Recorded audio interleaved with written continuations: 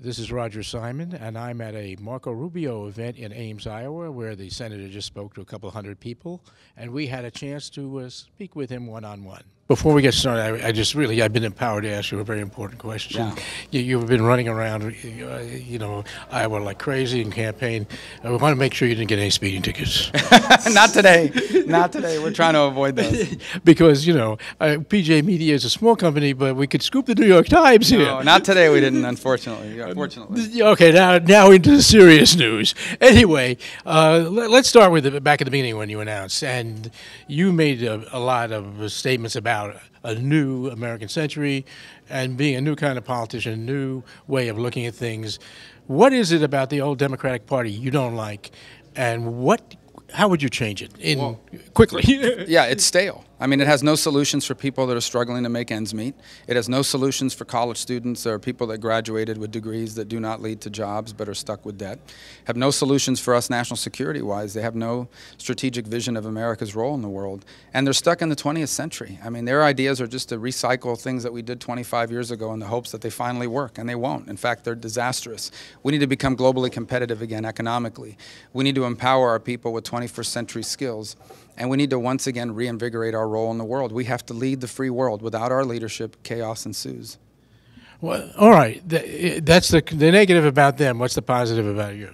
Well, ultimately, I honestly believe that not just I, but our Republican Party has the opportunity to be seen as the party of the future, the people that understand what life is like in this new century and has ideas about how to make life in America better than it's ever been. So we're going to have economic policies that make us globally competitive. We're going to have higher education policies that help people acquire skills that you need in this economy, not the economy of 20 years ago.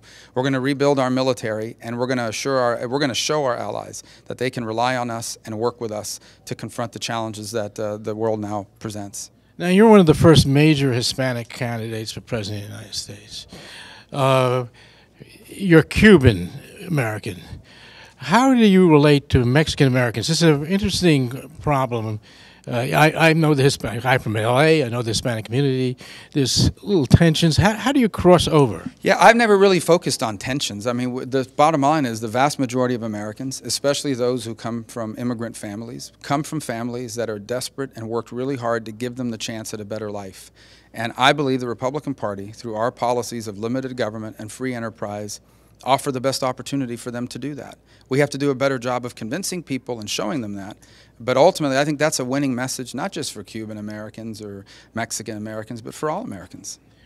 Now, the immigration issue has caught you in the crosshairs a little bit because of this. And sometimes, I've been reading a lot of the comments on blogs and so forth, they don't fully believe you yet that you've changed your approach. How do you speak to that? It's a hard issue because people have lost trust in the federal government. I'm just trying to find a solution for a problem that continues to bedevil us. We have continuing to have illegal immigration problems in America that haven't been fixed. We still have a legal immigration system that isn't working well for our economy, and we still have 12, 13 million people, who knows how many millions of people in this country, most of whom have been here for longer than a decade and may be here for the rest of their lives. We have to deal with all of that. The only thing I've said is the truth. We can't deal with all of that in one big piece of legislation. We found that out 3 years ago or 2 years ago when the Senate tried to do it that way. But we do have to make progress on an issue. What we have now isn't good.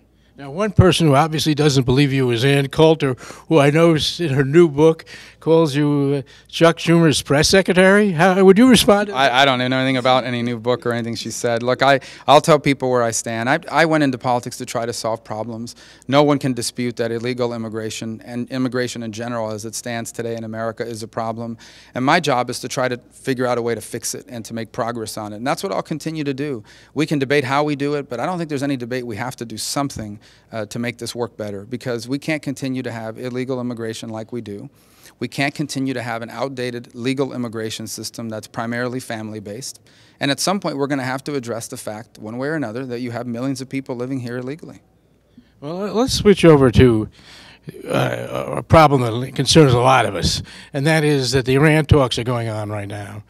The Senate came up with a sort of compromise solution to put itself in the game.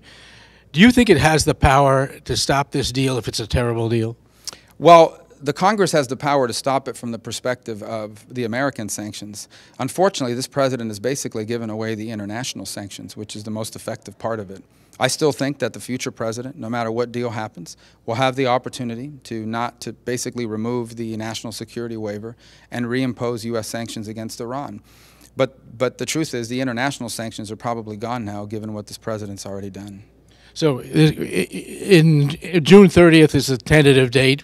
It'll slip again maybe, but on June 30th, do you think that where will you stand and how will you guys block what that is? Well, look, ultimately, I early on said that any deal that allowed Iran to enrich uranium was unacceptable. If they want nuclear power, which they don't need because they're an oil-rich country, but if they want it, they can have it the way most countries in the world have it. They import the enriched material. The fact that they want to enrich it themselves is, to me, alongside the fact that they're developing long-range rockets, is evidence that at some point they're going to want a nuclear weapon. And this deal will actually make it easier for them to do that legally from an international law perspective. So it's going to be very hard for me to support any deal unless they really, really surprise me. There's a process now in place for us to review it. Ultimately, it will depend on whether or not we can get 13 Democrats to see it our way. So far, many of them who talk tough have shown their willingness to cave in to the White House under pressure. And what about ISIS? The president, I know you probably are among those who feel that pulling out of Iraq has led to ISIS.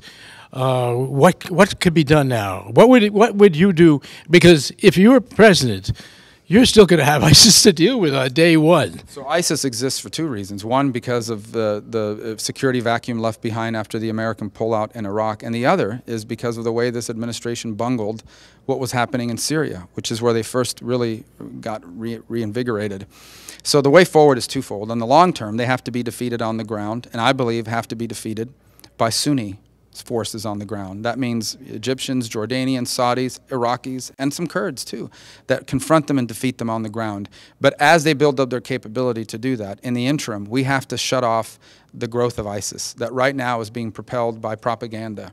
We have to subject them to high-profile, humiliating defeats with additional airstrikes and special operations projects, so that the world can see not only that ISIS is not invincible, but that any time they're actually confronted, they meet a disastrous end. And I think that alone will slow down both their donors and the recruits that they're attracting globally. And then ultimately, we can empower local forces to defeat them on the ground with the assistance of U.S. airstrikes and special operation operators. All right, we're day one on a Rubio presidency. What is your priority? Where would you go day one? Well, there's a lot to do. I mean, primarily we would have to look at, for example, a host of different executive orders that I believe have held us back as a nation, whether they're regarding labor relations or regarding other issues in our economy. I also think it's important to deal with the Iran deal and lifting the national security waiver that the president will be using and reimpose those American sanctions.